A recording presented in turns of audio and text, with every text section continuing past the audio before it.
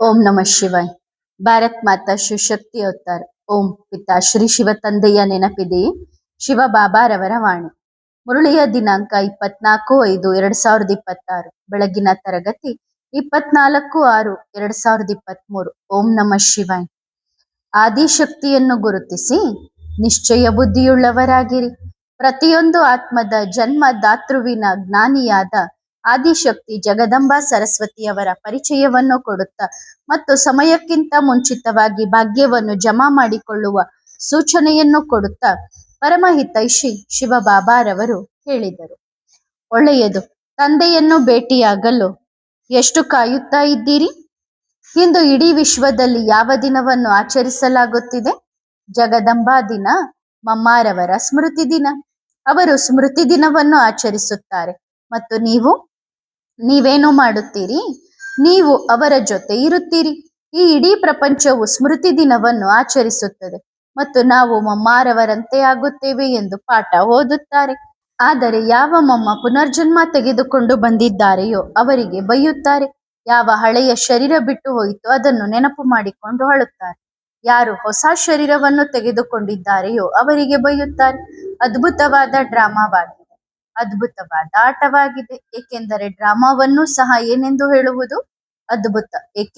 ಏಕೆಂದರೆ ಯಾರಿಗೂ ನೆನಪೇ ಇಲ್ಲ ಮಮ್ಮ ಯಾರು ಎಂದು, ಎಲ್ಲಿದ್ದಾರೆ, ಮೊದಲು ಹೇಗೆ ಕಾಣಿಸುತ್ತಿದ್ದರು, ಇಂದು ಸಹ ಹಾಗೆಯೇ ಕಾಣಿಸುತ್ತಾರೆ ಎಂದು ಆಲೋಚಿಸುತ್ತಾರೆ.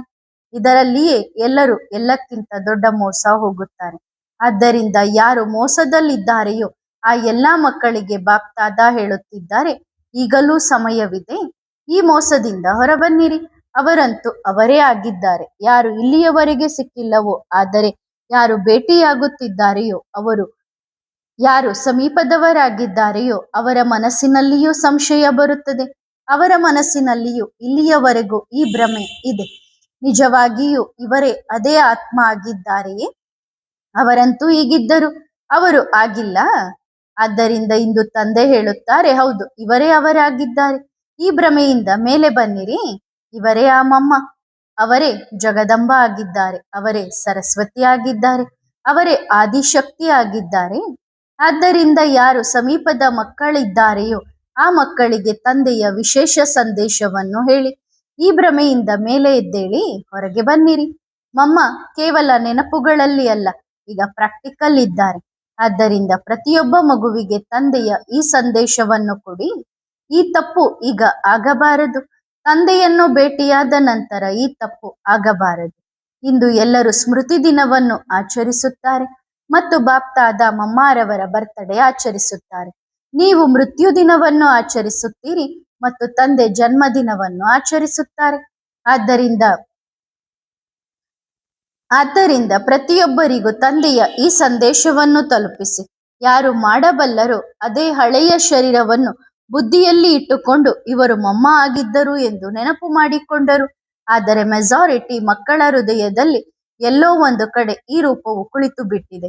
ಇದು ಈರ್ಷೆಯ ವಶದಿಂದ ಆಗಿರಲಿ, ಪ್ರೇಮದ ವಶದಿಂದ ಆಗಿರಲಿ, ಅಥವಾ ನೋಡಿ ತಮ್ಮನ್ನು ತಾವು ಮಮ್ಮ ಎಂದು ಹೇಳಿಕೊಳ್ಳುತ್ತಾರೆ ಎಂದು ಯೋಚಿಸಿ ಆದರೂ ಆಗಿರಲಿ, ಮೆಜಾರಿಟಿ ಬ್ರಾಹ್ಮಣರ ಬುದ್ಧಿಯಲ್ಲಿ ಇಂದು ಈ ರೂಪ ಹಚ್ಚುತ್ತಿದೆ. ಈಗ ನೋಡಿ, ಒಂದು ವೇಳೆ ನಾವು ನೆನಪು ಮಾಡುವುದಿಲ್ಲ ಎಂದು ನೀವು ಪಕ್ಕಾ ಮಾಡಿಕೊಂಡಿದ್ದರೂ ಆಗಲೂ ನೀವು ನೆನಪನ್ನೇ ಮಾಡುತ್ತಿದ್ದೀರಿ. ಆಗಲೂ ಸ್ಮೃತಿ ದಿವಸ ಅಥವಾ ಜನ್ಮದಿನವನ್ನೇ ಆಚರಿಸುತ್ತಿದ್ದೀರಿ. ಯಾರು ಈ ಶರೀರವನ್ನು ಬುದ್ಧಿಯಲ್ಲಿ ಯಾರ ಫೋಟೋ ಬಂದಿದೆಯೋ ಅವರ ಜನ್ಮದಿನವನ್ನು ಆಚರಿಸುತ್ತಿದ್ದಾರೆ. ಯಾರು ಹಳೆಯ ಫೋಟೋವನ್ನು ಹಿಡಿದು ಕುಳಿತಿದ್ದಾರೆಯೋ ಅವರು ಅದು ಯಾವ ದಿವಸ?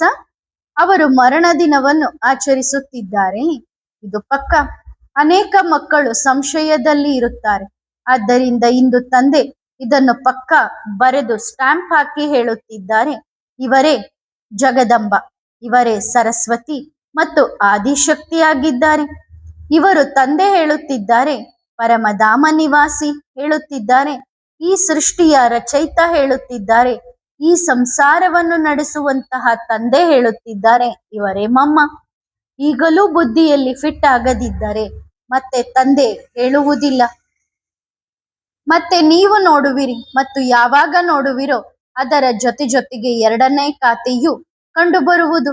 ಮತ್ತೆ ನೋಡುವುದರಿಂದ ಏನು ಲಾಭ? ಅಥವಾ ತಿಳಿದುಕೊಳ್ಳುವುದರಿಂದೇನು ಲಾಭ?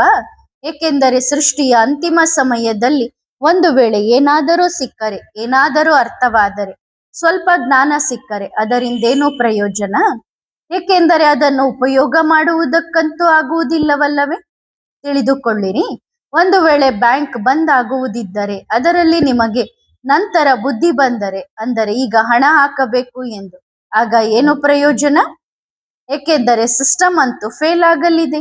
ವರ್ತಮಾನ ಸಮಯವಿದೆ. ಆದ್ದರಿಂದ ಪ್ರತಿಯೊಂದು ಮಗು ಹೊರಗೆ ಕುಳಿತು ಕೇಳುತ್ತಿರಲಿ. ತಮ್ಮ ಮನಸ್ಸಿನಿಂದ ಈ ಭಾವನೆಯನ್ನು ತೆಗೆದು ಹಾಕಿರಿ.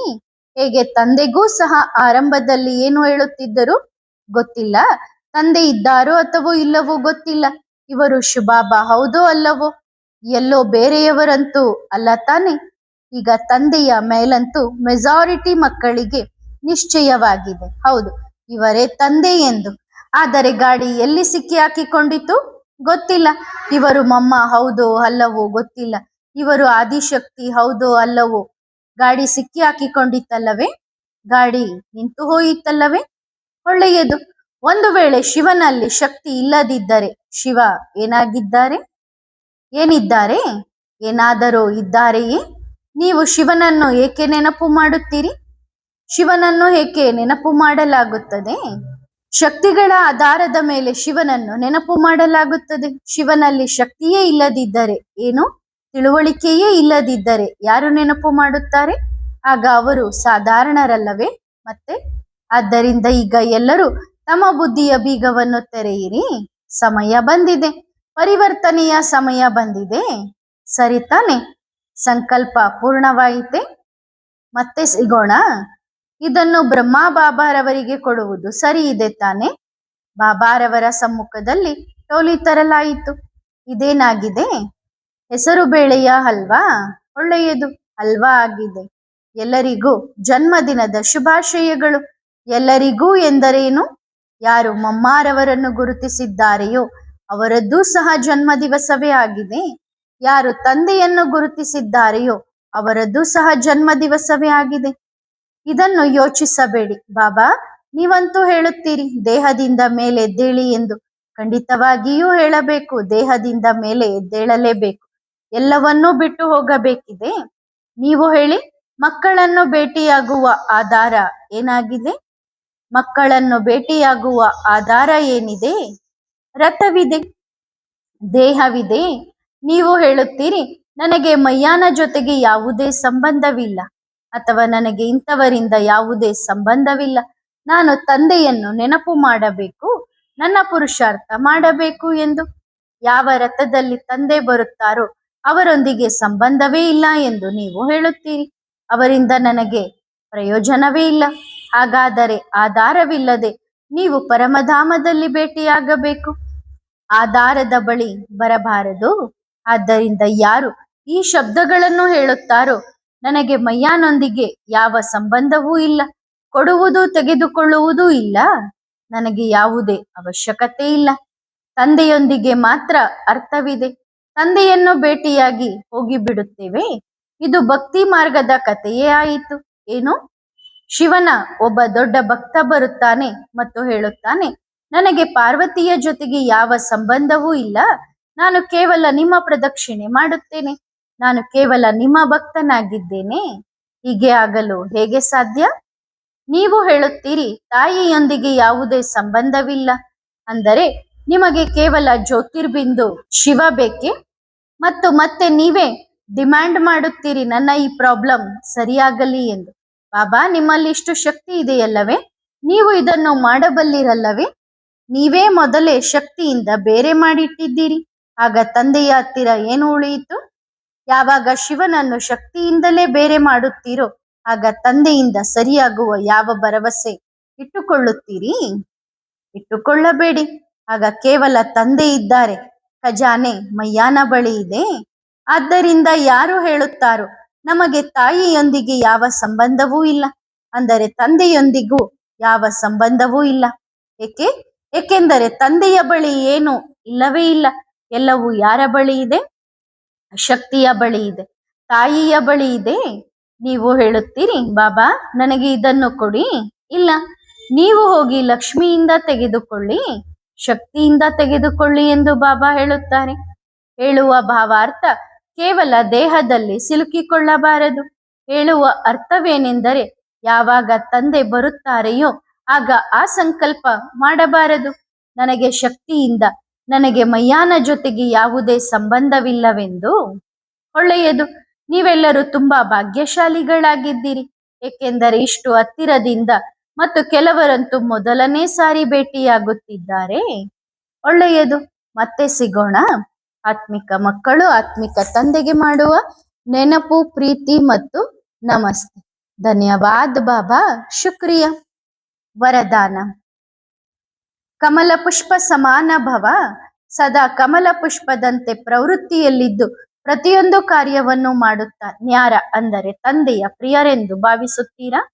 ಎಷ್ಟು ನ್ಯಾರ ಆಗಿರುತ್ತೀರೋ ಅದರ ಗುರುತೇ ಅಷ್ಟು ತಂದೆಯ ಪ್ರಿಯರಾಗಿರುತ್ತಾರೆ ಎಂದರ್ಥ. ಹಾಗಾದರೆ ತಂದೆಯ ಪ್ರಿಯರಾದವರು ಎಲ್ಲಿಯವರೆಗೆ ಆಗಿದ್ದೀರಿ? ಪ್ರಿಯರಾಗಿರುವುದರ ಗುರುತೇನು? ಯಾರ ಮೇಲೆ ಪ್ರೀತಿ ಇರುತ್ತದೆಯೋ ಅವರ ನೆನಪು ಸ್ವತಃ ಇರುತ್ತದೆ. ನೆನಪು ಮಾಡಬೇಕಾಗಿ ಬರುವುದಿಲ್ಲ. ಒಂದು ವೇಳೆ ಇಂತಹ ಅನುಭವವಾಗುತ್ತಿದ್ದರೆ ಆಗ ತಂದೆಯ ಪ್ರಿಯರೆಂದು ತಿಳಿಯಿರಿ. ಪ್ರೀತಿಯ ಗುರುತೆ ಸ್ವಯಂ ನೆನಪು. ಒಂದು ವೇಳೆ ಶ್ರಮ ಪಡಬೇಕಾಗುತ್ತಿದ್ದರೆ ಪ್ರೀತಿ ಕಡಿಮೆ ಇದೆ ಎಂದರ್ಥ. ಸದಾ ತಂದೆಯ ಜೊತೆಗೆ ಕಂಬೈಂಡ್ ಆಗಿರಿ. ತಂದೆಯ ನೆನಪು ಕಷ್ಟವಾಗಬಾರದು. ತಂದೆಯನ್ನು ಮರೆಯುವುದು ಕಷ್ಟವಾಗಬೇಕು. ಯಾರೇ ಎಷ್ಟೇ ಮರೆಸಲು ಪ್ರಯತ್ನಿಸಿದರೂ ಮರೆಯದವರಾಗಿರಿ.